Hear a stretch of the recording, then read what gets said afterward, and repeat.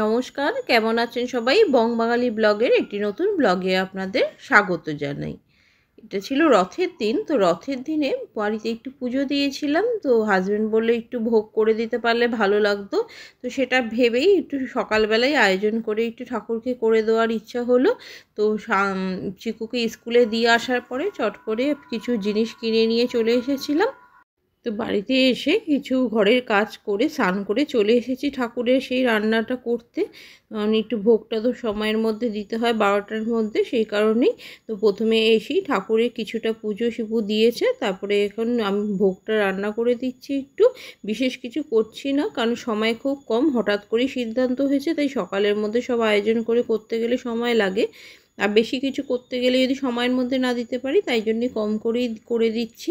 অল্প করে, বেশি কিছু আয়োজন করছি না। কিছু ভাজা করে দেবো, একটু খিচুড়ি করে দেবো, আর একটু চাটনি, এই হচ্ছে দেবো। আর যা ফল প্রসাদ দিয়েছি ঠাকুরকে, সেই বিভিন্ন রকম ফল আর সন্দেশ দেওয়া হয়েছে, এগুলোই করে দিচ্ছি ঠাকুরকে।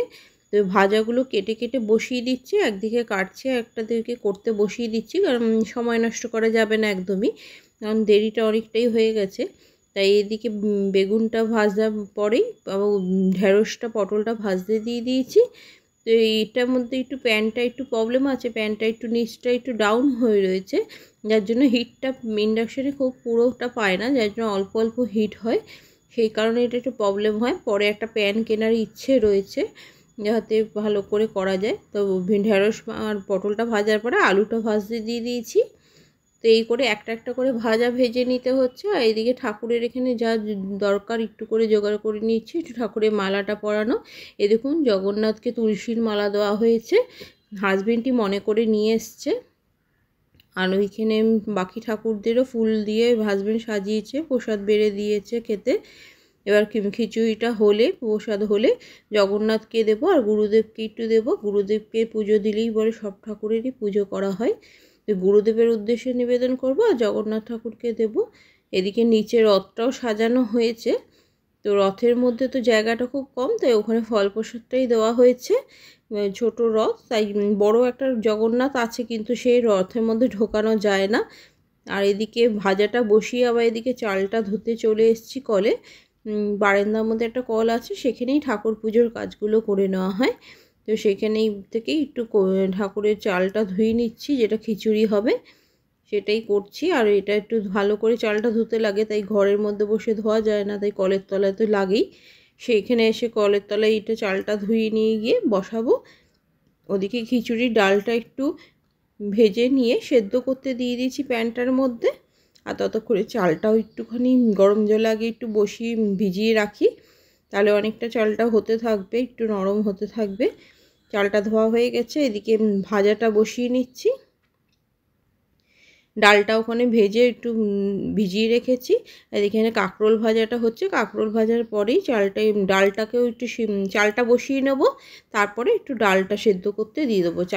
চালটা একটু নামিয়ে রাখবো, তারপরে ডালটার, কারণ একটা জায়গাতেই করতে হবে আর সময় যেহেতু কম, তাই তাড়াতাড়ি করতে হবে। আর এখানে আজকে আলু বোখরা এনেছিলাম, তো সেটা দিয়ে একটু চাটনি করে নিলাম, কারণ টমেটো তো ঠাকুরে ভোগে চলে না, টমেটো আর লঙ্কা, তাই জন্য টমেটো আনা হয়নি, সেই জন্য আলু বোখরা এনেছিলাম, সেটা দিয়েই করে নিলাম। আর ডালটা একটু ভিজাবার পরে তবে দিয়ে দিয়েছি একটুখানি সেদ্ধ হতে, আর চালটাও গরম জলে দিয়ে রেখেছি। তো এতে কি হবে, যেহেতু তাড়াতাড়ি হবে।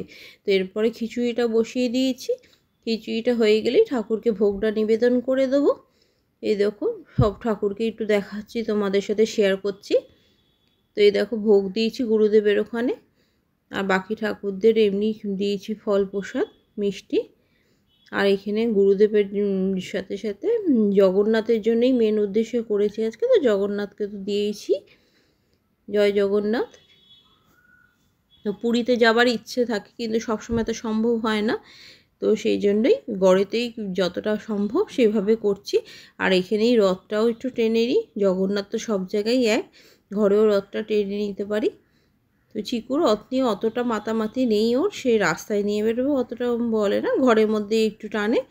এটাই হচ্ছে এই ঠাকুরকে আজকে ভোগ নিবেদন করা হয়েছে। এবার একটু পুজোটা করে নিলেই হবে। এ দেখো, রথের ভিতরে জগন্নাথ। তো এইভাবেই আজকে রথের দিনটা কাটলো। ঠাকুরকে এবার একটু আরতি করে নিচ্ছি। যে ঠাকুরকে আরতি নিলে সবাই আরতিটা নেব, এটাই হচ্ছে পুজো হয়ে গেল। আর বেশি কিছু তো থাকে না। এই ঠাকুরকে জগন্নাথের রথযাত্রার দিন আজকে একটু ভোগ দিতে পারলাম, এটাই খুব মনটা ভালো লাগলো। ঠাকুরের যে কি না চাইলে পারতাম না, সেইটাই হলো।